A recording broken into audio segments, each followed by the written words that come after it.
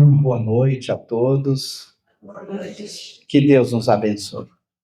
É uma honra estarmos nesta casa comemorando 75 anos, puxa, e a inauguração desse salão. Eu me sinto realmente honrado por estar aqui presente nesta noite para conversarmos sobre o pensamento e a obra de Allan Kardec.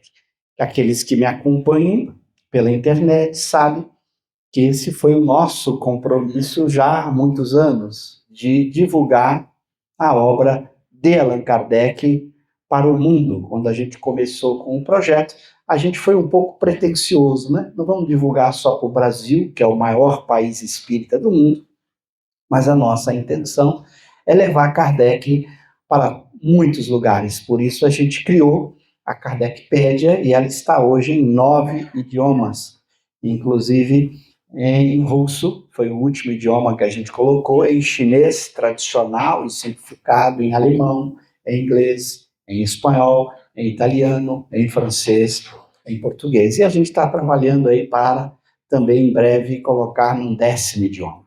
Bom, mas a gente não veio aqui para falar da Kardecpédia, eu já fiz isso numa entrevista que vai ser transmitida aí, então vocês vão poder ter bastante detalhes sobre a Kardecpédia. A gente escolheu conversar sobre esse tema, as paixões e a escala espírita. São dois temas muito importantes dentro da obra de Allan Kardec.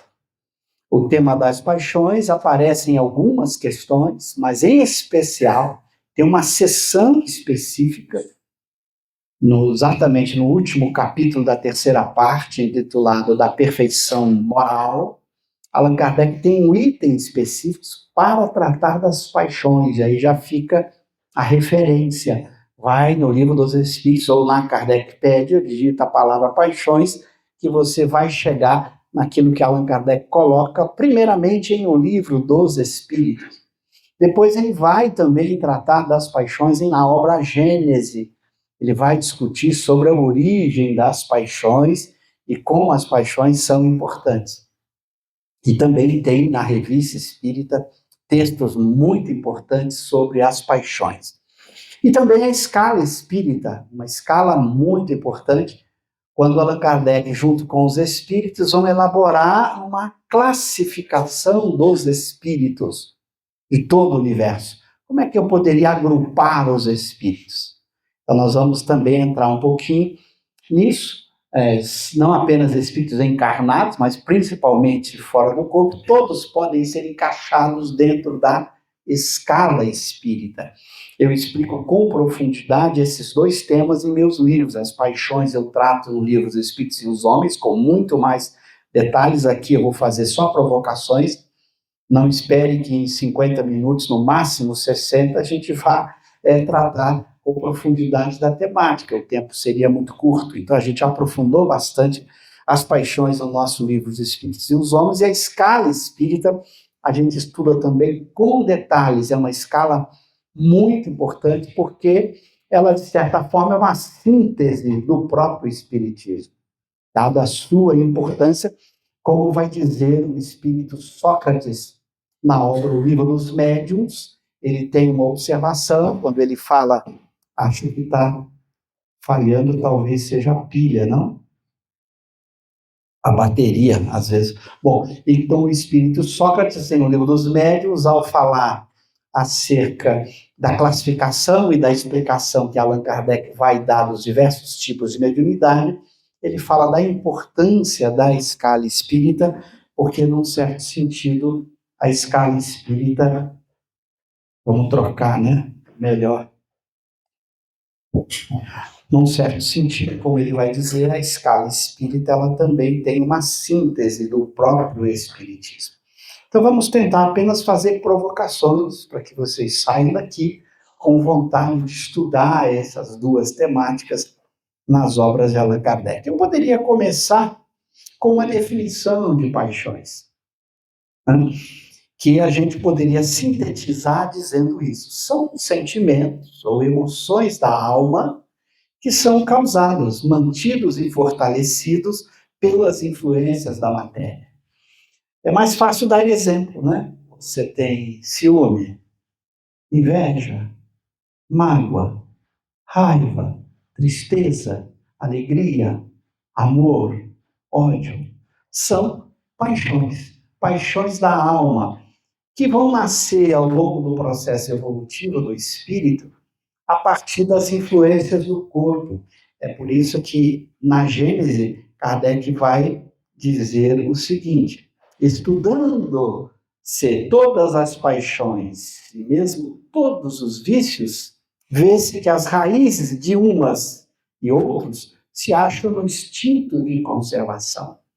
O exercício das paixões constitui uma necessidade para o efeito da conservação da espécie dos indivíduos, materialmente falando. Então, ao longo do processo evolutivo em que a gente foi habitando mundos corporais, em especial na Terra, o instinto de conservação fez com que a alma desenvolvesse certas emoções, certos sentimentos visando a sua conservação. Assim, por exemplo, você busca, pela conservação, aquilo que lhe causa alegria, que lhe dá prazer. Então, veja, prazer, alegria vindo do processo, inicialmente, da própria conservação.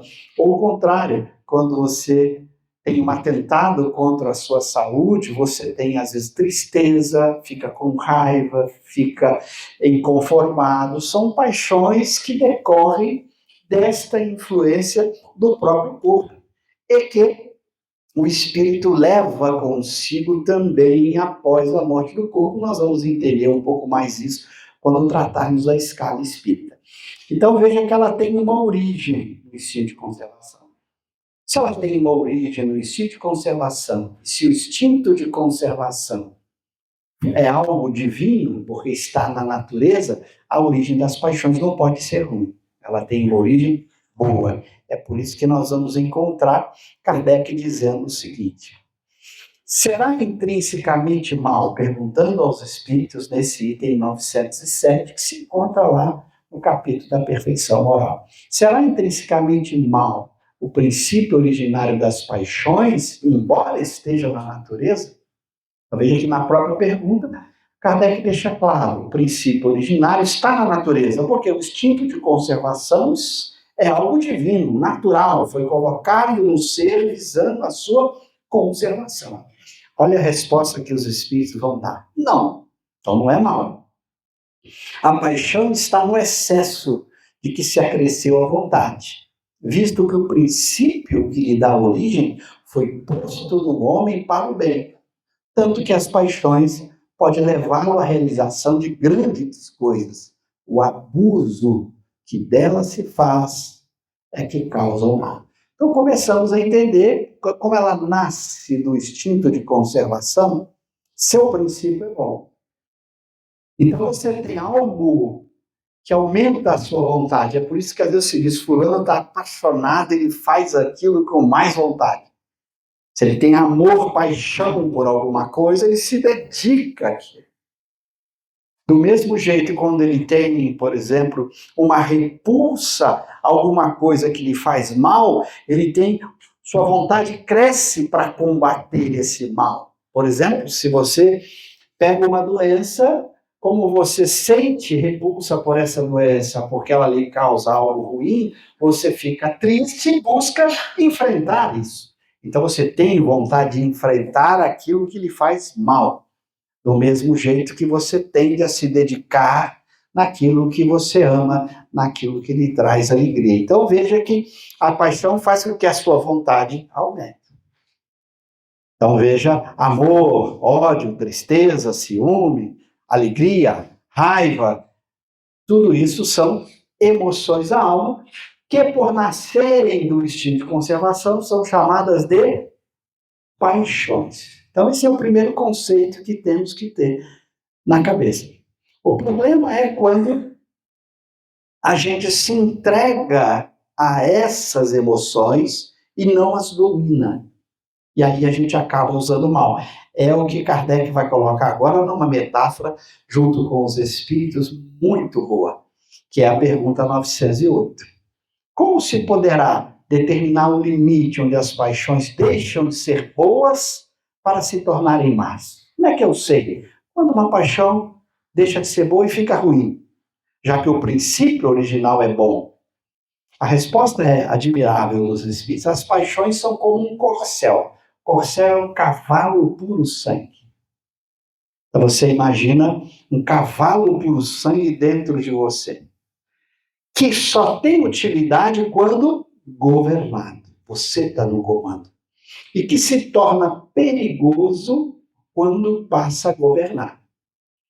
Uma paixão se torna perigosa a partir do momento em que deixais de poder governá-la e que dá, em resultado, um prejuízo qualquer para vós mesmos ou para outro. Por exemplo, o amor-paixão. Governado é uma beleza.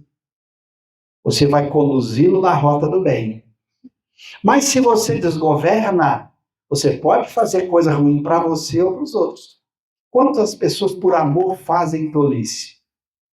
Às vezes, por exemplo, a mãe, por amar demais o filho, não deixa que ele seja responsável pela própria conduta.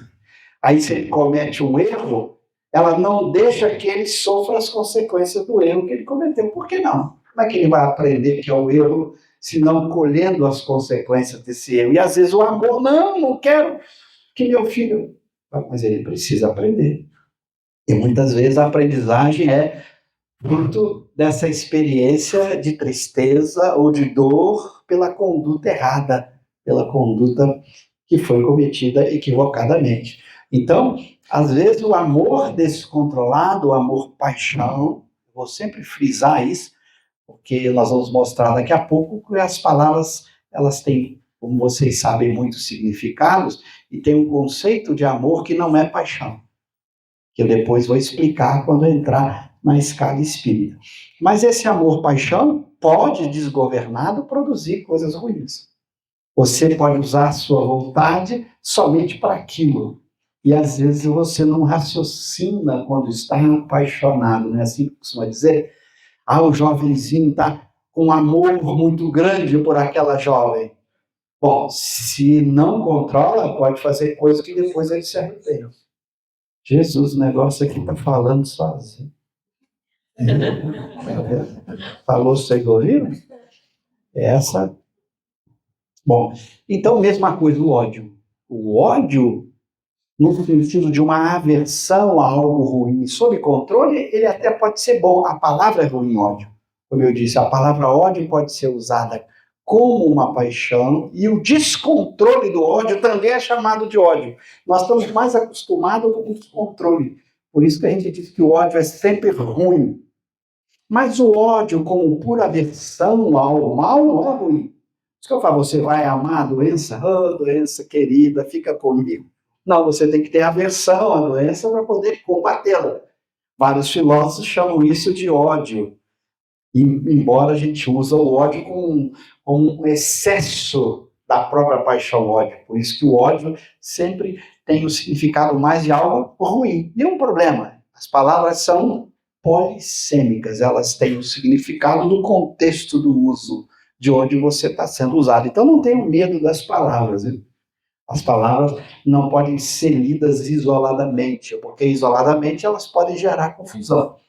Para dar um exemplo, imagina que você diz assim, Deus é amor. Isoladamente. Para pensar. Amor é um sentimento. Se você lê isoladamente a frase, Deus é um sentimento. O sentimento está onde? Na pessoa que sente. Então só existe sentimento se tiver pessoa sentindo. Se ninguém sentir amor, Deus desaparece. Bom, mais ainda, como o sentimento está nas almas, ele nem poderia ter criado as almas, porque ele só existiu no momento em que as almas passaram a ter sentimento. Então, Deus é amor isoladamente, não faz sentido. Mas se você olha num contexto em que o indivíduo está dizendo assim, há uma lei de amor. Lembra a lei de justiça, de amor e caridade? Deus nos ama. Então Deus é amor. Você quer dizer agora que você está simplificando Deus é amor para não precisar falar tudo isso, né? Você acabou de falar tudo isso e agora você resumiu na frase Deus é amor, nenhum problema mais. Ok? Mas qualquer coisa isolada do contexto, qualquer palavra, pode ter uma interpretação equivocada. Então, as palavras elas ganham significados no contexto em que ela aparece. Então, nunca olhe uma palavra isoladamente, veja o contexto para você entender o que a pessoa está dizendo. Então, o ódio como paixão, se for muito baixinho, por isso que às vezes eu prefiro usar a palavra aversão, né? Você tem uma aversão àquilo, é útil. Você tem que ter aversão ao mal, aquilo que causa doença, aquilo que prejudica. Mas se isso cresce demais e vira esse ódio, agora no sentido de coisa ruim, aí é perigoso. Porque aí você começa a ter esse sentimento de ódio até para com as pessoas, o que é algo absolutamente equivocado. Então, o primeiro ponto, a paixão em si é boa, porque ela tem uma origem boa. Mas se você deixa ela te controlar, ela vira má. Então, às vezes, você usa a palavra paixão má para dizer daquela paixão descontrolada. Então, você pode usar como paixão má. Então, a gente diz que o ciúme é uma paixão má, que o orgulho é uma paixão má, que a inveja é uma paixão má. Porque a gente está supondo já tudo isso descontrolado, nos governando, e não a gente governando. Está claro? E a diferença entre a paixão e o vício é uma questão só de hábito. Se você habitualmente tem ciúme, você diz vício do ciúme. O ciúme virou um vício moral, porque ele foi uma paixão descontrolada que você repete. Ou seja, você permite que o seu mundo íntimo repita essa paixão constantemente. Ela virou um hábito. Vício e virtude são hábitos. Aquilo que ocorre continuamente. Então, você pode ter a mesma palavra inveja significando uma certa paixão e, ao mesmo tempo, um vício moral. Aí está o problema, virou um hábito, virou constante em você. E você passa aí a ter ciúme permanentemente. Ciúme de tudo, ciúme das pessoas, das coisas que você faz. Veja como isso prejudica a pessoa. Quem tem relacionamento sabe o quanto isso pode prejudicar se você se deixa levar por essas paixões. Lembra o corcel, cavalo puro sangue, você não controla, vai te levar para o precipício. Controle. Qualquer emoção tem que estar sobre você que tem que mandar. Mande você na emoção. Para isso nós temos a vontade. A vontade é esse elemento forte para você aprender a controlar as paixões. Então aí nós temos um pouco mais agora de clareza do que é a paixão. Então eu posso até voltar lá para aquela definição. São sentimentos ou emoções que ocorrem na alma, muito cuidado. Só a alma tem emoções e sentimentos. Isto é espiritismo, muito cuidado, gente. Não confundir com boa parte das psicologias do mundo que são materialistas, que colocam emoções no corpo, no cérebro, alguma coisa. Não. O espiritismo é uma doutrina espiritualista. Aliás, na página do rosto do Livro dos Espíritos está escrito lá em cima, filosofia espiritualista. Por que Allan Kardec colocou isso? Para o leitor já saber, aqui tudo que se chama fenômenos mentais, todos os pensamentos são exclusivos da alma. É a alma quem pensa, e não o corpo. E pensamento dentro do contexto da filosofia espiritualista e do espiritismo são todos os estados internos da alma. Sentimento, emoções, ideias, raciocínio, vontade, memória, percepção, tudo isso são pensamentos e tudo isso está exclusivamente na alma. É por isso que morre o corpo. O espírito continua com tudo, não perde a memória, porque a memória não estava no corpo. Não perde as emoções, não perde o que ele aprendeu, o conhecimento, porque não estava no corpo. Foi destruído e tudo persistiu. Embora boa parte das psicologias materialistas acham que é sério, e acham que vão curar as emoções e as paixões curando o cérebro. Estão redondamente enganados. Essas emoções estão na alma. Isto é o que o espiritismo coloca. O que as psicologias colocam, aquelas que são materialistas, é problema delas. Eu não vou entrar aqui na discussão com os psicólogos que adotam correntes materialistas. É uma questão deles, é uma opinião pessoal deles com respeito àquilo que eles estudam. Meu papel aqui é explicar espiritismo e não psicologia. Aliás, muito cuidado com a palavra. Psicologia, se for olhar etimologicamente, é o estudo da alma. Então só tem uma genuína psicologia, o espiritismo.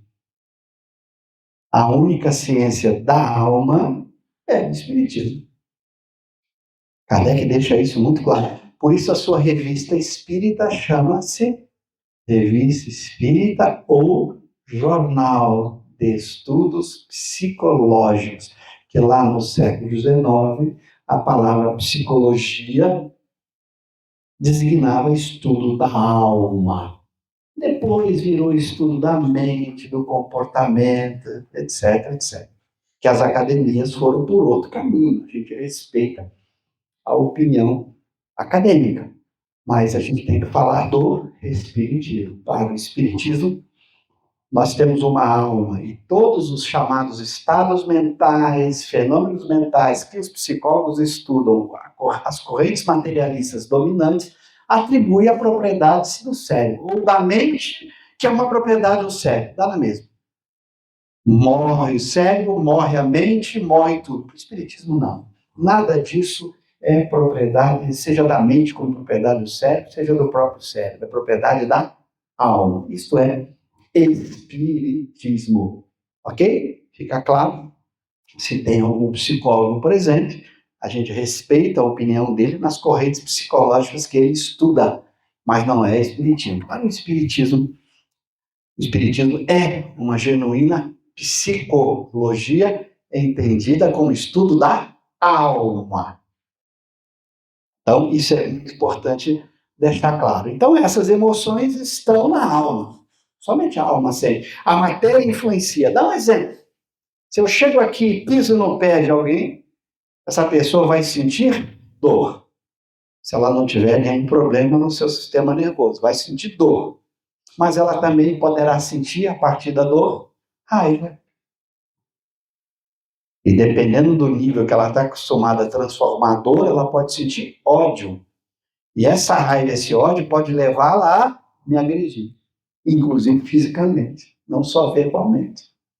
Então, algo que nasceu de uma influência da matéria, do corpo, do sistema nervoso, virou uma paixão na alma, ok? E a alma poderá, a partir dessa paixão, aumenta a sua vontade, e ela poderá ou controlar, engolir, pensar assim, eu vou torcer o pescoço do cosme caridosamente, só pensar e não agir.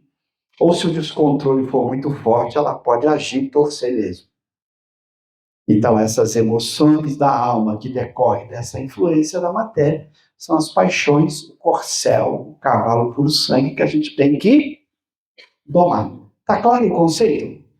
Agora vamos para o segundo elemento importante, que é a escala espírita, para depois a gente fazer a ligação entre os dois. O que é a escala espírita? Existem, na obra de Kardec, duas formas de classificar os espíritos.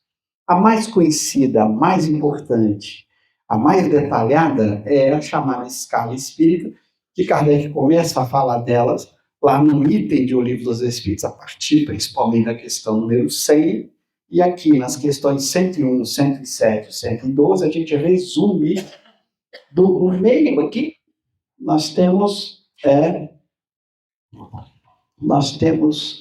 a escala espírita, primeira ordem, segunda ordem, terceira ordem. É a chamada escala ternária.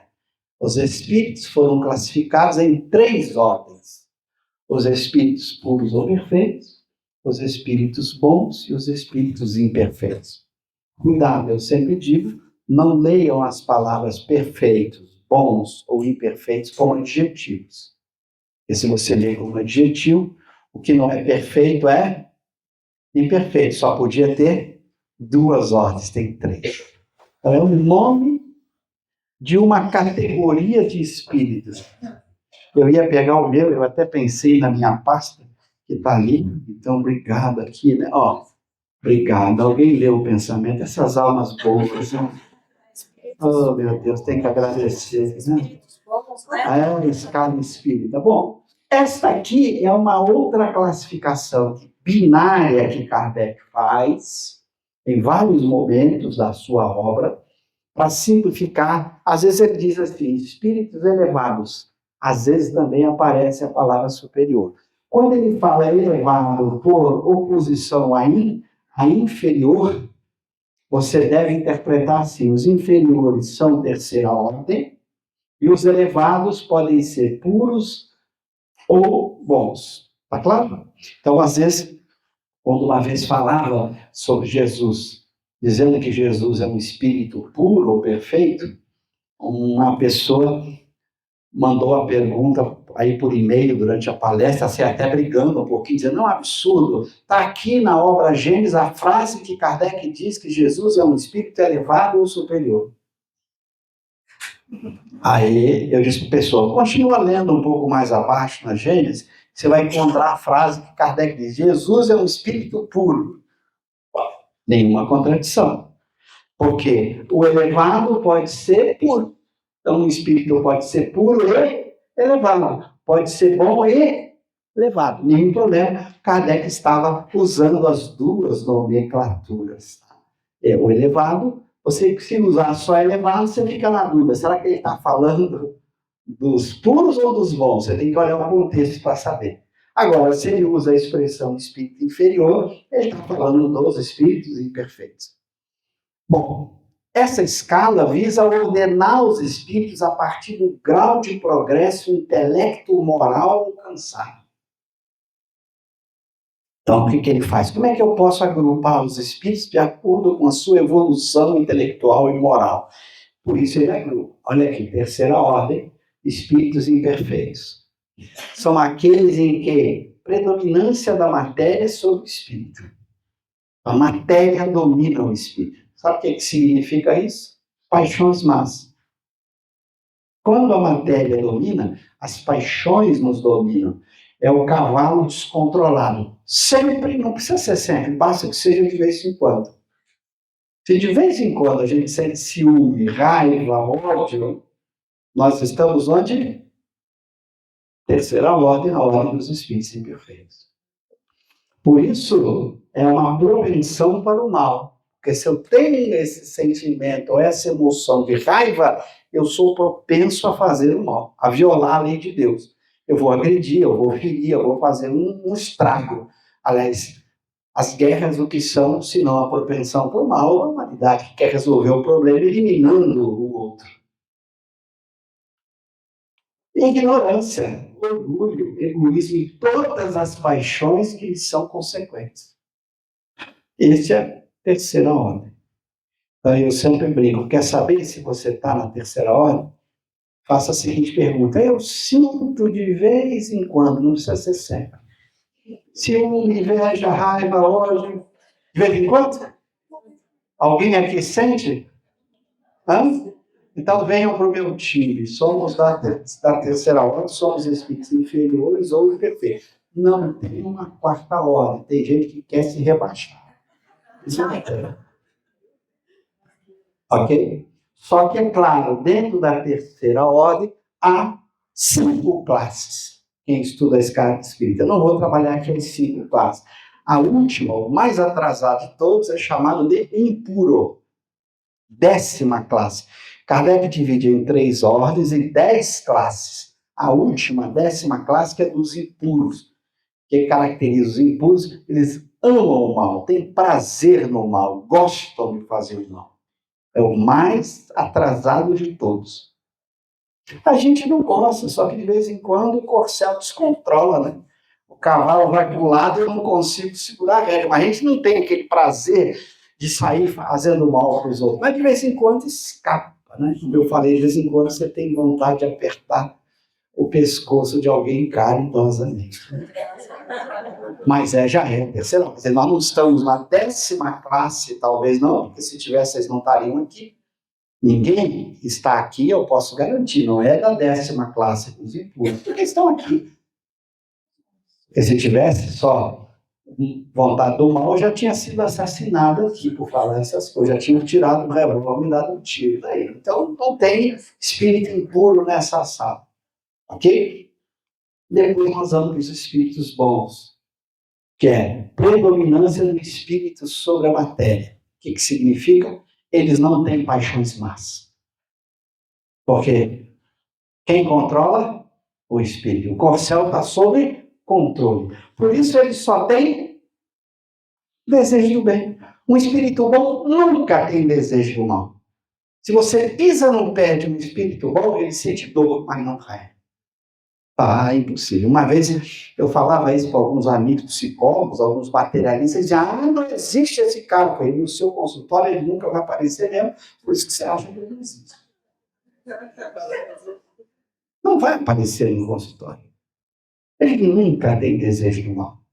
Então você já começa a entender que os espíritos da segunda ordem são raros quando encarnados. Raros. É só você perguntar quantas pessoas você conhece que nunca tem desejo do mal. Nunca. E nunca tem desejo do mal. E eu me recordo, eu sempre brinco, aqueles que me acompanham já me ouviram falar nisso.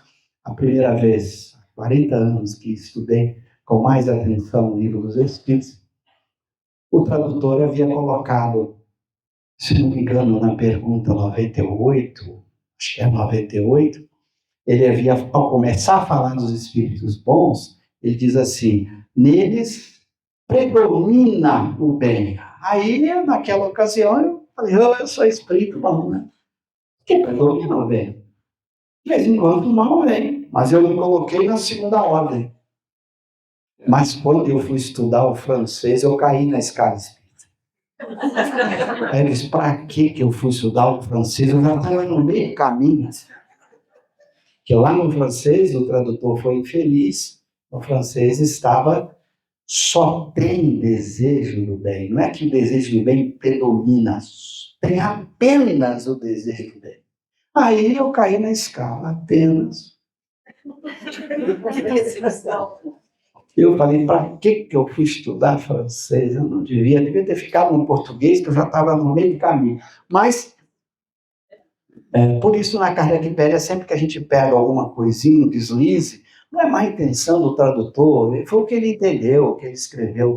A gente tem que agradecer aos tradutores, que é um trabalho complexo, difícil. Às vezes ele faz uma escolha e a escolha não é tão feliz.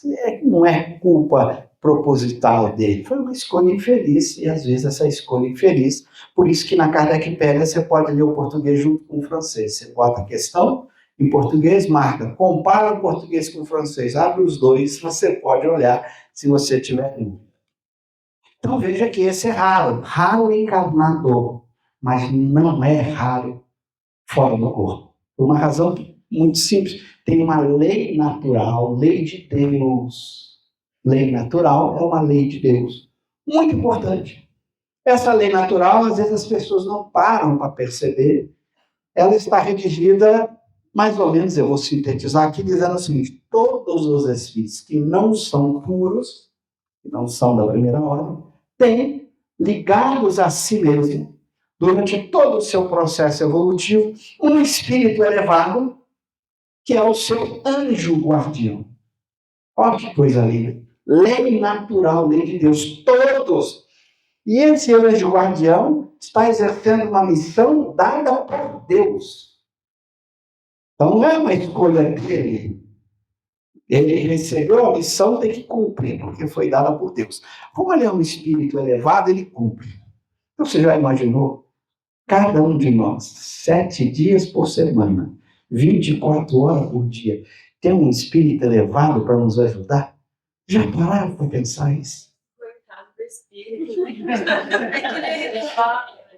Por isso que, ao falar do anjo guardião no Livro dos Espíritos, pergunta 495, vou dar aqui a referência para vocês chegarem em casa e estudarem, essa pergunta 495 é extraordinária, quando Santo Agostinho de São Luís apresenta a doutrina dos anjos guardiães. Ele vai dizer que é uma penosa missão, de forma difícil, realmente, não é fácil. Mas Como é uma missão, gente, dada por Deus, use. Eu uso todo dia. Eu não durmo sem orar o meu anjo de guarda, não acordo sem orar. E durante o dia também. Se eu tenho que tomar alguma decisão difícil, fazer alguma coisa, eu oro pedindo ajuda e eles ajudam. Porque para ouvir o anjo guardião, está no mesmo item 495, Santo Agostinho e São Luís dizem, para ouvir o anjo guardião, todos somos médiuns. Há dois sentidos da palavra médium na obra de Kardec. O Livro dos Médiuns, o item 159, quando Kardec dá a definição do médium. Primeiramente, todo aquele que sente num grau qualquer a influência dos espíritos. Bom, todo mundo sente num grau qualquer, todo mundo é médium, mas existe o sentido usual comum, que vai receber até nomes, por exemplo, médium psicógrafo, médium vidente, médium audiente, médium falante, médium pneumatógrafo, médium de efeitos físicos. Estes que recebem nomes especiais é uma propriedade do organismo, orgânica. Tem nada a ver com a alma, nada a ver com o progresso da alma, nada a ver com a evolução do espírito. É uma propriedade biológica, orgânica, que nem todo mundo tem. Eu, por exemplo, não sou médium nesse sentido visual. Mas no sentido geral, todos somos. Todos podemos capturar. E sofremos influência dos espíritos, podemos entrar em interação com o nosso anjo guardião. Qual é a diferença de um médium entrando em interação com o anjo guardião de quem não é médium nesse sentido específico? É que a gente tem mais dificuldade de identificar. O médium, por exemplo, se for audiente, ele vai escutar essa voz. A gente, quando entra em comunicação, a gente acha que é o próprio pensamento. A gente tem dificuldade de fazer a diferença. Então, quando eu olho ao anjo guardião e eu recebo uma orientação, é como se eu estivesse pensando, como se fosse meu pensamento. Como é que você faz? Você vai aprendendo a fazer a diferença pelo conteúdo, pela informação. Então, essa informação eu não pensei. De onde veio isso? Eu não pensei. Às vezes, uma dona de casa está ali no quarto, aí de repente vem uma vozinha, está pegando fogo lá na cozinha. Ela sai correndo. Como está pegando fogo na cozinha? De onde ela tirou esse pensamento? Corra lá. Então, nós todos podemos entrar em contato com esse espírito elevado. Ele é da segunda ou primeira ordem. Em geral, óbvio, por uma questão de lógica, o espírito imperfeito deve ter mais o espírito da segunda ordem, como o seu anjo guardião. Porque a gente não precisa de um puro para cuidar da gente, porque a gente está muito lá embaixo, né? Basta um espírito bom. Mas quem é espírito bom é muito provável, dependendo do grau evolutivo dele como espírito bom, que ele tenha como anjo guardião um espírito da primeira ordem. Para dar um exemplo textual, Allan Kardec. Allan Kardec vai escrever na Revista Espírita que o seu guia espiritual era o Espírito de Verdade. Textual. Se duvidar, bota na Kardecpédia que você vai achar. Meu guia espiritual, o Espírito de Verdade. Bota essa frase, você vai ver Kardec falando, meu guia espiritual, o Espírito de Verdade. E você vai encontrar em vários lugares o Espírito de Verdade e outros Espíritos dizendo quem é o Espírito de Verdade. O Espírito de Verdade é Jesus. Então, o guia espiritual de Allan Kardec, seu anjo guardião, era o próprio Cristo. E é o próprio Espírito de Verdade que se identifica assim. Primeira vez que eu falei isso, acho que tem mais de 20 anos, eu recebi muita pedrada. Como? Um absurdo! Mas eu dei as provas estão na obra de Kardec. Por exemplo, Erasto vai chamar o Espírito de Verdade o mestre de todos nós. Erasto, o Espírito Erasto, tem na Revista Espírita uma passagem que ele diz o Espírito de Verdade como mestre de todos nós. O Espírito Hahnemann, criador da homeopatia, vai na Revista Espírita dizer o Espírito de Verdade que dirige este globo, dirige a Terra. E o Espírito de Verdade, em várias de suas mensagens, ele vai se identificar. Seja dizendo, em verdade vos digo, Venham como outrora os transviados filhos de Israel. Venham como outrora, então já veio antes. E tem uma mensagem ainda mais direta na Revista Espírita, quando Allan Kardec lança a primeira edição do Evangelho segundo o Espiritismo, que tinha o título Imitação do Evangelho segundo o Espiritismo. Vocês podem baixar até o original francês na Kardecpedia. Quando Kardec lança, ele coloca na Revista Espírita uma mensagem do Espírito de Verdade, falando dessa obra.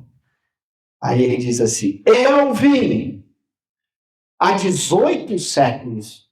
18 séculos? Estamos lá no século 1864. Eu vim há 18 séculos e disse: há muitas moradas na casa de meu pai. Precisa assinar?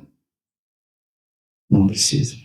Então, quando era um espírito muito evoluído, Kardec era um espírito da segunda ordem, e provavelmente no maior classe da segunda ordem, porque a segunda ordem ela tem 4 classes. Então, naquela de 1 a 10, o espírito puro só tem uma classe única, o número 1, quando você numera de 1 a 10. Lembra que eu falei? As classes é para numerar de 1 a 10. As ordens são 3. Então, número 1, espírito puro ou perfeito, Jesus. Espírito verdade. Número 2, aí vem ele usa a mesma palavra aqui, por isso que às vezes você pode confundir. Número 2, espírito superior. Mas não é o superior aqui. Aqui é o superior por uma posição lá inferior, ou elevado por uma posição inferior. Cuidado, as palavras têm que ser lidas no seu contexto. O número 2, da categoria de 1 a 10, 1 é puro, 10º, o pior de 12 é o impuro, o número 2 são os espíritos superiores.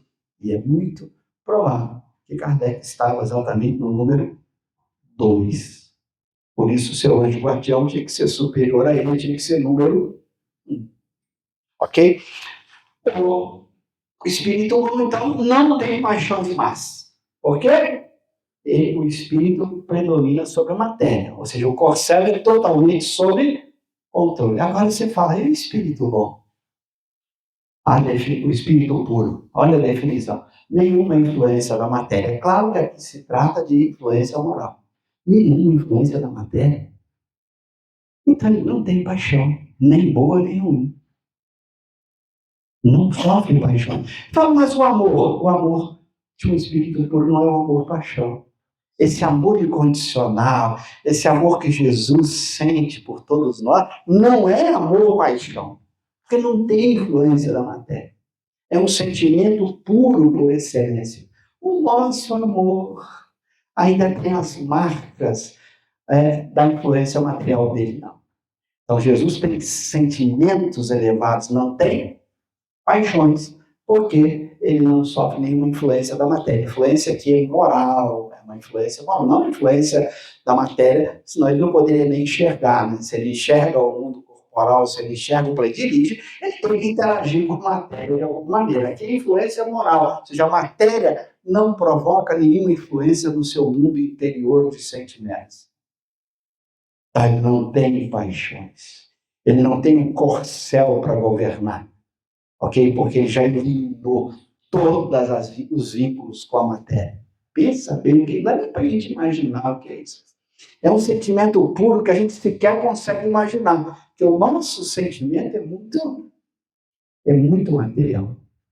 Tem muito daquilo que é a influência do corpo, né?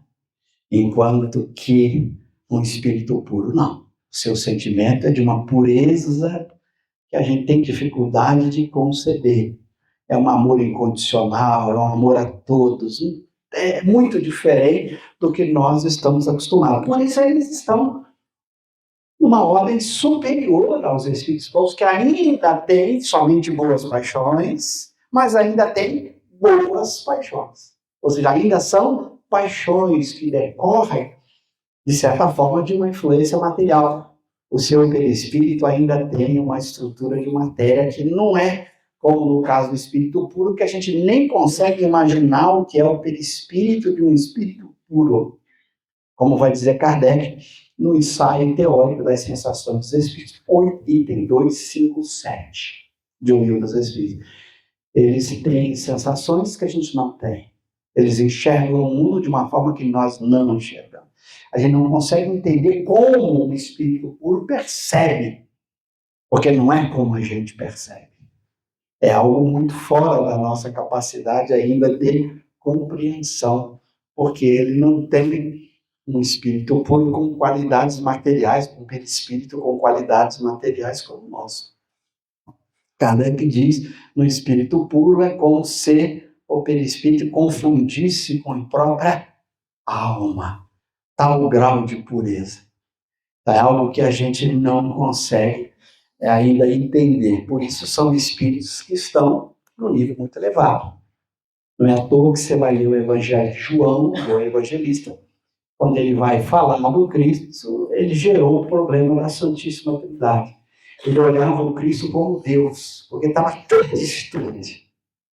distante de todos, que João acabou dando ali algumas deixas de identificação com o próprio Deus. Isso gerou a ideia de que Jesus e Deus é uma pessoa só. Por quê? Porque João viu que estava diante de algo que muito além daquilo que a gente conseguiria conceber em termos de espírito. Muito, muito, muito na frente. A lei dos espíritos puros tem a superioridade moral e intelectual absoluta com relação às outras ordens. Mas o espírito puro sabe a verdade. A gente fica tateando ela, né? Por isso que Jesus vai dizer, eu e o Pai somos um. Eu não faço a minha vontade, mas a vontade daquele que me enviou. Então é algo muito distante. Não dá nem para a gente fazer análise psicológica do espírito puro. Está além da nossa capacidade de reflexão. Então a gente já vai só até aqui, né? É espírito bom. Tentar ir além. Então nós temos que ter como meta a segunda ordem. A nossa primeira meta é alcançar a segunda ordem.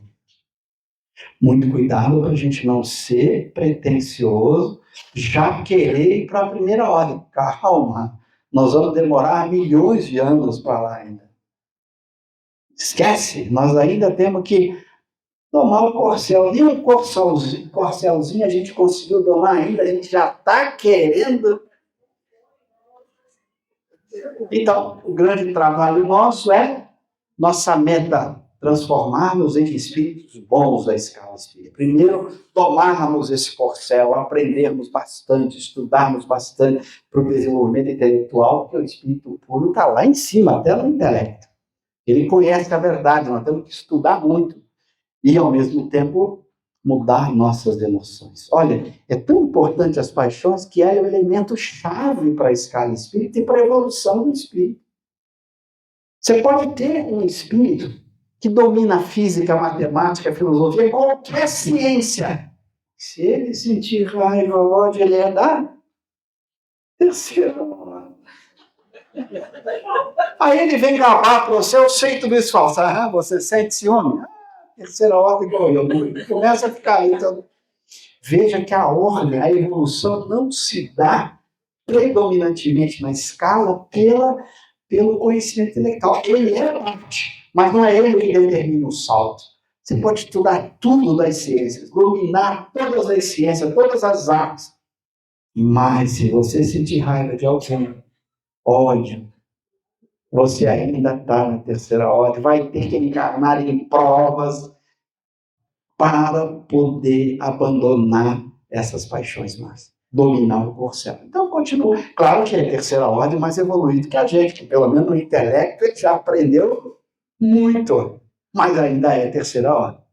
Nós não vamos dar um salto se a gente não pegar esse corcel firme. Por isso, como o relógio não para aqui, eu vou ir para o final.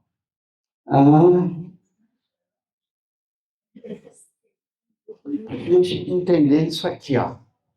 Não vou passar de 1 hora com vocês, porque cansa muito, né? Não para mim, eu ficaria aqui, eu estou acostumado a fazer seminário de 6 horas, 8 horas, falando sobre a obra de Kardec. Então, mas a gente tem que ter uma palestra, apenas uma provocação, para vocês saírem daqui e estudarem. Olha essa pergunta. Nosso objetivo não é ir para a segunda ordem? Olha a pergunta, 912. Qual o meio mais eficiente de combater-se o predomínio da natureza corpórea. Olha que pergunta inteligentíssima de Kardec. Ele não quer um meio, ele quer o mais eficiente. Você sabe o que é o meio mais eficiente? É o que vai dar resultado mesmo. Não tem jeito de não dar resultado. Se você usar esse meio, vai dominar a natureza corpórea, vai dominar o corcel. Quer um meio para dominar o corcel que vai dar certo? Olha a resposta. Praticar a abnegação. Veja o papel importante desta virtude, a abnegação, que a gente não para pensar nela. Claro que você pode chegar a olhar no dicionário para ver o que é abnegação, mas não é suficiente. Aí eu recomendo que vocês vão no Evangelho segundo o Espiritismo, capítulo 6, Cristo Consolador, o Espírito de Verdade. Tem uma mensagem maravilhosa em que ele fala da abnegação e do devotamento. Duas virtudes que sintetizam também a caridade. Se você vai olhar a definição de caridade na obra de Kardec, você vai encontrar a primeira delas, a grande síntese, no Livro dos Espíritos, na pergunta 886, em que Kardec e os Espíritos pegam 3 virtudes para definir a caridade. Quem se lembra? Qual o verdadeiro sentido da palavra caridade, tal como a entendia Jesus? Olha que pergunta genial de Kardec. Se Kardec perguntasse qual o verdadeiro sentido da palavra caridade, ele teria cometido um erro filosófico, que não existe verdadeiro sentido para nenhuma palavra. Por isso o dicionário mostra que todas as palavras são polissêmicas, não tem sentido verdadeiro. O sentido é dado ou pela opinião de alguém ou pelo texto. O que ele fez?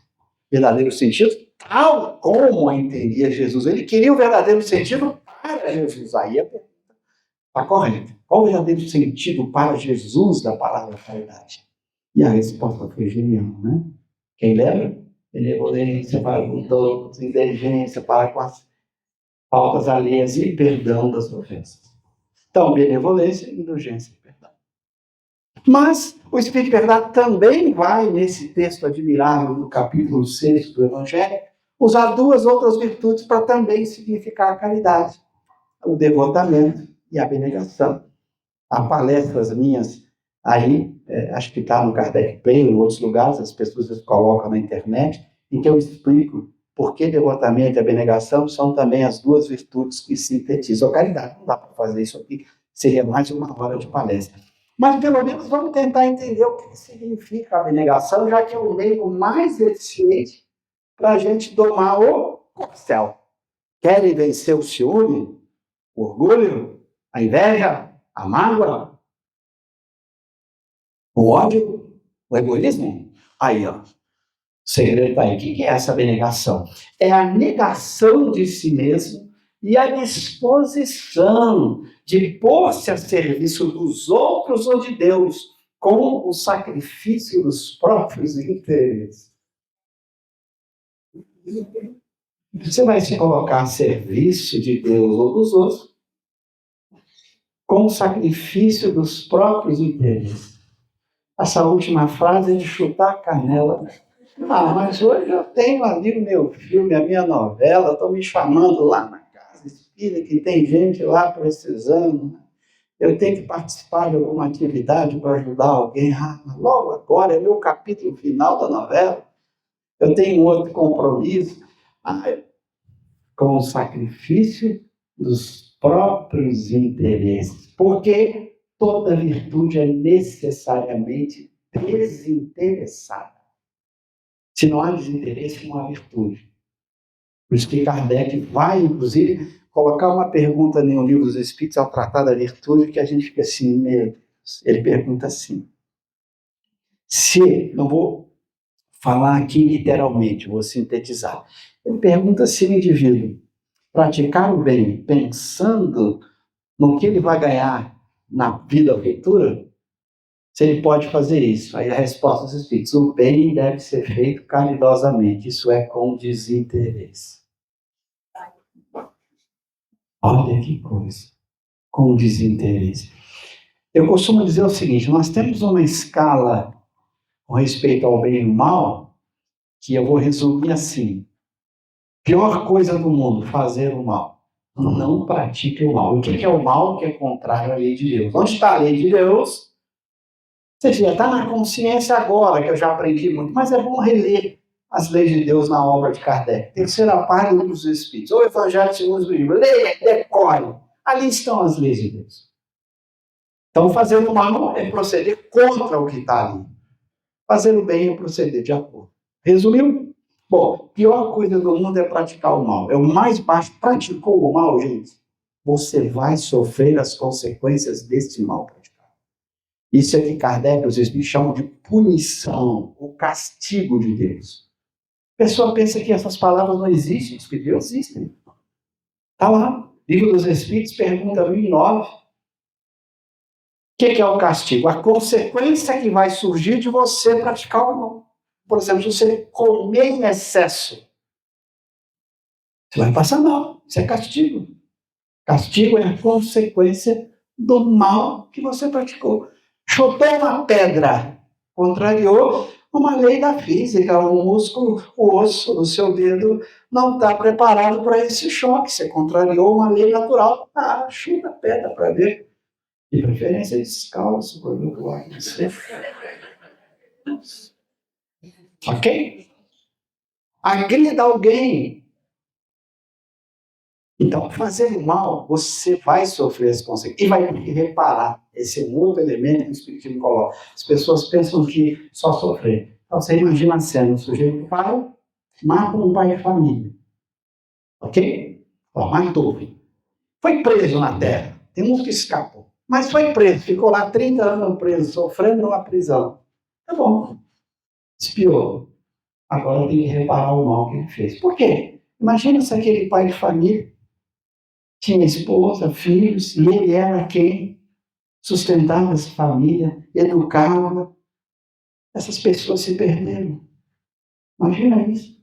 Esse cara vai ter que voltar, às vezes, em várias existências, para atender a mulher, os filhos, que com a sua conduta, ele prejudicou ao matar o pai daquela família. Então não é só sofrer.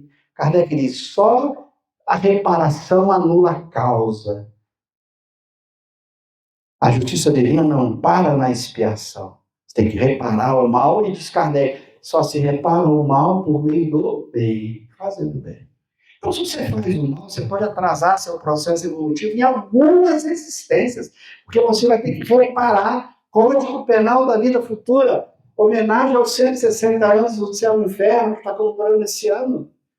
Vai ler lá, a cada um segundo as suas obras, artigo 33 do Céu e do Inferno, do Código Penal. Então, fazer o mal, gente, nunca. Então, o segundo passo, então eu não vou fazer o mal. Bom, melhorei um pouco, né? Saí do fazer o mal, não vou fazer o mal. Não, não estou fazendo o mal. Aí tem a pergunta 642 de O Livro dos Espíritos. Para agradar a Deus e assegurar a sua posição futura, bastará que o homem não pratique o mal? Não. Cumpre-lhe fazer o bem no limite de suas forças, porquanto responderá por todo o mal que haja resultado de não ter feito bem. Olha, meu Deus. Então, não fazer o mal não é suficiente, porque se a minha omissão deu oportunidade para que alguém fizesse o mal no meu lugar, porque eu fui omisso, responderá por todo o mal que haja resultado de não haver praticado bem. De novo, se eu não faço o mal, eu ainda poderei ter que espiar e reparar o mal que surgiu da minha omissão. Então, se avançou um pouquinho, né? Então, você tem que fazer o quê? Fazer o bem, cumprir a lei de Deus. Tá bom. Mas será que para aí? Não. Vamos dar um exemplo. Um político, em época de eleição, resolve distribuir cesta básica numa comunidade carente. Cesta básica que ele comprou com o seu dinheiro, que ele ganhou honestamente. Ok? Então, estou tirando todo o contexto de corrupção. Não, ele ganhou honestamente seu dinheiro, resolveu atender aquela comunidade pobre dando cesta básica. Ele está fazendo mal? Não, está fazendo bem. Mas no Espiritismo é mais exigente. Você tem que dar um salto para a virtude. Qual a diferença entre bem e virtude? Vou explicar agora. A virtude é o bem desinteressado. Se esse político botou o santinho lá, ou lembrou, olha, gente, não esqueça, estou lá na eleição. Ele fez o mal? Não. Ele não foi virtuoso. Olha a diferença. A virtude é o mal por ardor natural do coração, por respeito a Deus e por amor ao próximo. Sem nenhum cálculo do que ele vai ganhar ou perder. Se ele calcula, eu fazer ali, eu vou ganhar a voz. Ou, nessa pergunta que eu citei, podemos explicar, na outra vida o senhor está anotando aí, né, Deus? Ó, eu estou aqui no centro espírita todo dia, eu vou lá naquela comunidade, estou atendendo todo mundo, estou lá na escolinha de evangelho, estou na mocidade, estou lá nas atividades sociais da casa, estou anotando aí, senhor. Eu estou fazendo bem, porque nada disso que eu falei aqui é mal. Ir para a casa espírita, trabalhar, mas eu não estou sendo virtuoso. Aí você fala, então você tem que combater isso? Não, tem que educar da seguinte maneira. Chega alguém na casa espírita, é muito comum. A pessoa chega querendo uma doença, queria ser curada, né? Ela vem, pede ao presidente da casa, eu quero ajudar aqui nas atividades. Se é uma casa que atende crianças, velhos, ele trabalha assim, mas ela está lá, ó, Deus só está vendo, você é curado, você é curado. O que acontece? Ela está fazendo bem. Nenhum mal disso e nunca desestimule essa pessoa, que ela está fazendo bem. Mas se ela abrir seu coração, na medida que ela for fazendo esse bem, ela vai gostando. Ela vai sentindo algo especial. Ela começa a amar aquelas crianças, aquele velho trabalho. Daqui a pouco ela esquece que queria ser curada. E mesmo que não for, ela diga, mesmo que eu não seja curada, não me interessa mais. O que me interessa agora é continuar servindo. Por ardor natural do coração, por amor a Deus. Aí ela deu um salto do bem para a virtude. Aí ela entendeu o que é a virtude.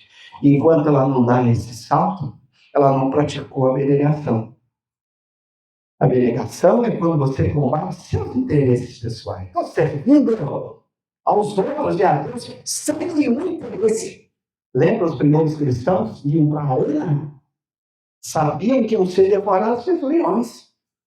Iam perder a vida. Voltaram atrás? Fugiram? Isso é virtude. Seu interesse pessoal não entrou em xeque. Não entrou na discussão. Veja se um anjo guardião vai agir conosco por interesse pessoal. Pensa bem, o que ganha conosco? Aborrecimento. Ele sugere para a gente não ser egoísta, a gente é egoísta. Sugere para a gente não brigar com aquela pessoa, a gente briga. Para a gente ser mais amoroso, para a gente ser mais educado, e a gente faz o contrário. Que interesse ele tem? Aprender com a gente? Pense em Jesus se tivesse interesse pessoal. Ele que sabia, como está nos profetas do Velho Testamento, que já previram que o Cordeiro de Deus sofreria tudo aquilo. Ele sabia que ia sofrer tudo o que ele sofreu, e mesmo assim veio por amor a nós. Se ele fizesse cálculo, não viria. Então, por que é importante a virtude? Para você nunca abandonar o bem. Porque se você age por interesse, pode ser que a prova venha ali na frente. Tão dura a prova, que aí você fala, até agora eu fiz o bem, porque eu não estava perdendo tanto. Mas perder tudo isso, não, agora não. Ou seja, enquanto você não projeta a virtude, as provas da vida podem fazer você desistir de continuar no bem, porque você estava fazendo bem por cálculo, por interesse. Então você pode desistir. Imagina, não, agora eu vou ter que perder a minha vida. Lembra? Pedro negou 3 vezes. Depois ele se reparou. Mas aquelas 3 negações mostravam que ele ainda tinha um certo interesse em preservar a própria vida. Não é? Porque quando o soldado, você é seguidor do Cristo, ele sabia que ia ser preso, ele recuou no primeiro momento. Mas depois ele vence. Depois ele dá o salto. E aí ele fica um exemplo de virtude, pedindo até para ser crucificado de cabeça para baixo. Não fugiu da luta. Paulo de Tarso não fugiu da luta. que não importava a prova. Imagina, se chega a exigir você uma prova da própria vida para continuar fazendo bem. Você está disposto ou você, não, peraí, é demais, essa conta eu não quero pagar. Então você está fazendo bem, mas ainda não é virtuoso. Você não praticou a abnegação. Está claro? Então, gente, é por isso que eu digo sempre, nós temos que estudar Kardec, para compreender Kardec, para viver Kardec. Porque viver Kardec é viver o ensinamento de Jesus na sua mais completa pureza. Que Deus nos abençoe. Muito obrigado pela atenção.